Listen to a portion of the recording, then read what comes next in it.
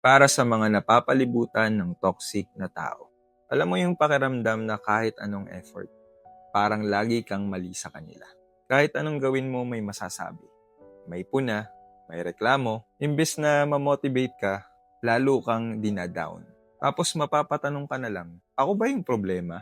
Real talk, hindi lahat ng tao sa paligid mo deserve ng access sa energy mo. May mga tao talagang imbes na iangat ka, hinihila ka pababa. Yung tipong pag may pangarap ka, tatawanan ka. Kapag may progress ka, questionin ka. Pag nahihirapan ka, iiwanan ka.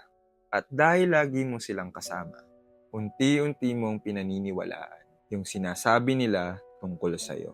Na hindi ka sapat, na hindi mo kaya, na hanggang dito ka lang. Pero ito yung kailangan mong marinig. Hindi mo kailangang makisabay sa toxicity para lang matanggap ka ng iba. Hindi mo kailangang i-shrink yung sarili mo para lang hindi sila ma-insecure. Minsan, growth requires distance. Hindi ibig sabihin na galit ka sa kanila.